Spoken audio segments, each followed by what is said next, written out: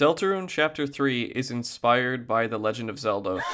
Deltarune Chapter 3's video game segments are probably some of my favorite moments in the entire game so far. Part of that reason being that I'm a pretty big Zelda fan, and well, you know. I always recognized that a lot of these segments were very clearly inspired by the old Zelda games, but after a recent replay of Chapter 3, I actually decided to go back and play through some of those old games, and I did not realize just how much there actually is here. And I haven't really seen anyone else talk about this, so I thought I'd make a video kind of just compiling some of the stuff that I noticed that were very similar, if not pretty much the same, to some stuff seen in some older Zelda games, mainly focusing on the first Zelda.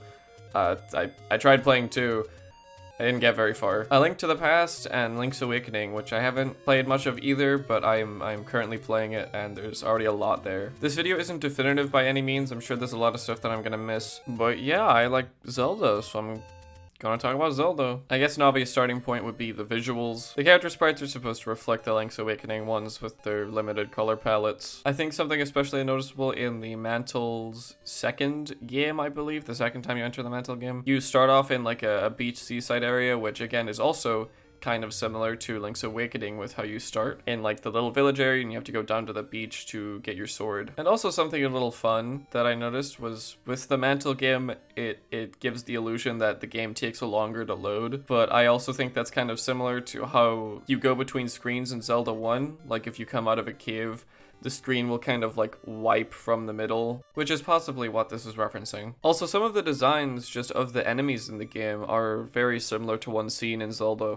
Take these guys, for example. You're supposed to take a picture of the red one, and there's a bunch of blue ones, only one red. I think specifically this enemy type is supposed to reference levers from Zelda 1. I think of this room specifically that I noticed when I replayed it. And you know, the way they burrow from the ground, it's pretty similar. A very interesting enemy you find in the Mantle version of the game is this shadow guy that mirrors your movements. And I mean, I don't think this guy is inspired by anything specifically, but there's some examples that I found. There are some areas in the first Zelda game that are dark as soon as you walk into them. And an enemy you can find in this room is a Zol, which are entirely black characters that have glowing eyes. I also found that keys kind of have a similar effect, especially in Link's Awakening with their white eyes. In the Mantle version of the game, you have a level bar, which could also reference in Link's Awakening. Your weapon and shield also have a level. And I mean, like, I could keep going on with examples like this. The item get animation is the same. The power croissant thing in Deltarune is the same as the power bracelet in Zelda 1, pretty much 1-to-1. Draining the Oasis to fight the weather early is probably a reference to this random puzzle where you play a little tune and it drains the water from this area. And also the raft is just an item in Zelda 1, which I didn't know, and it works in literally the exact same way. You stand out on the platform and you walk out into the water and you can move across it. But I want to get a little bit more specific. I mean, to start off, I think the Mantle version of the game kind of focuses on the Zelda 1 design, where that game is very notoriously difficult to navigate nowadays because you pretty much are required to use a guide of some sort. And like for the time, that game was an incredibly open experience where you have to really try everything and find secrets that are, some would say, antithetical to game design generally. And I think Deltarune utilizes this in a way that sort of tries to tell the player, you are not doing what you're supposed to be doing here. This is something completely alien. And I mean, that also kind of just embodies Deltarune's, I guess you could call it, philosophy, and it was in Undertale 2, where you have the whole thing of how video games don't have secrets anymore because it all gets leaked immediately. So you get thrown into this weird, like, offshoot version of the game that you've been playing with Tenna, and it sort of draws on that Zelda 1 factor of, oh, you can go anywhere, and there's a bunch of random secret shit you can discover by pushing something or breaking through something. And I mean, you can even see that in the Tenna version of the game. I think especially of the pyramid that you push to unlock the mailroom. There's a lot of puzzles in Zelda 1 and also other Zelda games where you just push a block and it opens a door, which is very intuitive. And when you discover the Mantle game, your mind is immediately going, what can I interact with here? What can I break? How do I progress this? How do I find as many secrets as I can? And I mean, one way this is achieved is through the sword getting stronger the more enemies you kill, which lets you destroy different types of terrain, which I think is an obvious allusion to in Zelda. Sometimes the way forward isn't obvious. You might need like a bomb, or in Zelda 1 you use a candle on bushes to find very specifically placed secret rooms, which really makes you feel like you're uncovering something within the game itself and within the world. And in Deltarune's case, it's used to sort of make you feel like you're breaking the boundaries of the game itself, like you're going beyond what you're meant to see. To backpedal a little bit, I also want to talk about the caves you can enter in Deltarune. First of all, yeah, obviously, the way Chris gets the sword in the game, it says, kind of goes without saying. But when playing Zelda 1, sometimes you'll go into a cave and find an NPC that disappears after you interact with them. And if you re-enter that cave, the music stops every time you do.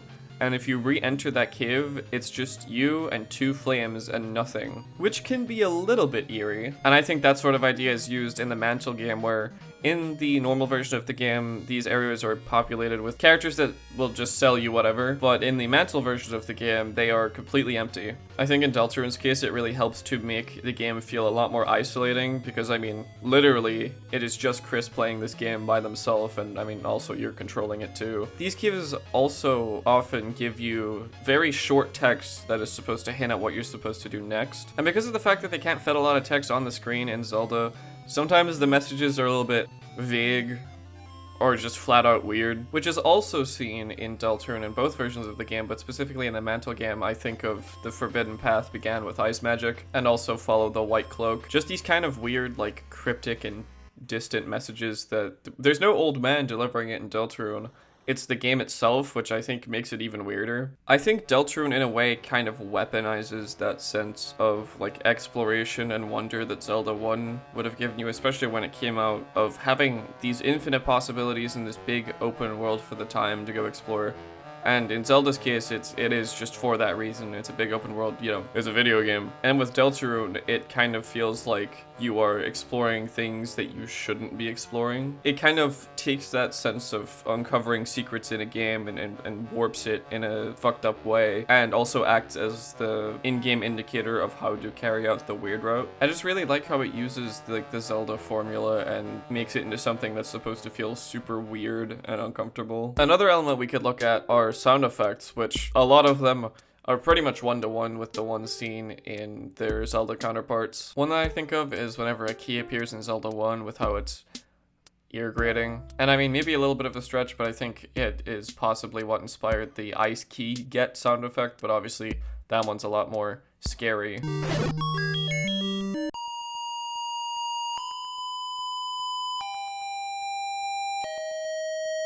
And I mean, like, there's other obvious stuff too, like whenever you get an item or solve a puzzle, it plays a little jingle, reminiscent of Zelda, very purposefully. But then there's also stuff like the Link's Awakening dialogue box proceed sound effect is just kind of in the game. And also the throwing pot sound effect, I noticed, is also pretty much identical.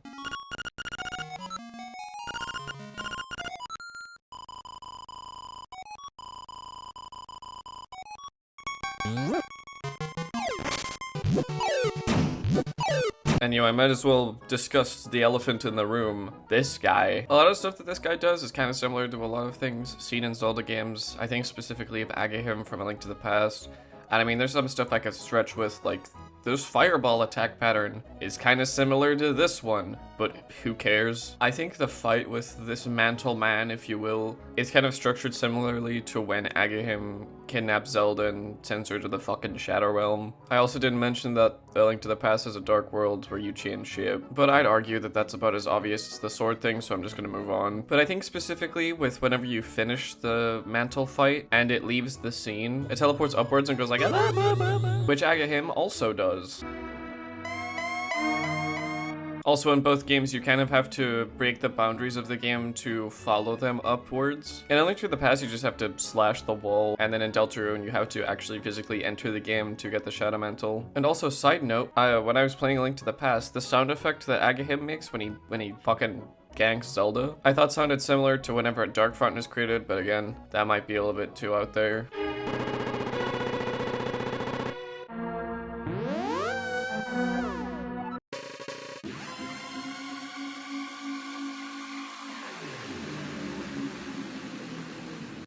And I mean, this isn't really related to the game itself, but I thought it would make sense as my final point. Like how Deltarune uses the open world format of the first Zelda game, which it uses to make this kind of game within a game that's like super creepy. Link and Chris are also very similar, because Chris really plays around with the idea of the protagonist in a video game, combating the self-insert idea directly by separating Chris and the player. And Link, his purpose is to be a link between the player and the game. He might have his own name, but he's pretty much just you. And I think especially with how it's portrayed with the Mantle game, where it's just Chris by themselves, but then there's also you watching as well. Like, you are the player who is expecting Chris to just be an extension of yourself and nothing more, whereas Chris, within the game, is entirely helpless. They have to input onto the controller what you are making them input. The illusion is that they are controlling the game, but it's you controlling them, controlling the game. And I mean, Chris and Link are both silent protagonists, and like using what we know about video games before by drawing all of these references to Zelda and having them be in your game, and then using that to show how that's actually not the case, because obviously multiple times throughout the game, Chris tries to fight your inputs at multiple moments, especially in the Mantle game when you go to the shelter and Chris tries to turn you around. It uses the idea of the silent player protagonist in a way that completely subverts it. I'm sure there's plenty more of stuff like this in the game that I just haven't realized or forgot about, but I just wanted to make a quick video pointing out some of this stuff because I thought it was really cool, and it was stuff that I obviously didn't realize before. And you know, maybe you learned something, or maybe you have examples of this that I didn't talk about in the video. But yeah, this is just a quick thing I want to make. Thank you for watching. I hope it was somewhat informative, maybe. Because I'm sure 90% of people that play Deltarune, they were gonna sit down and play Zelda too.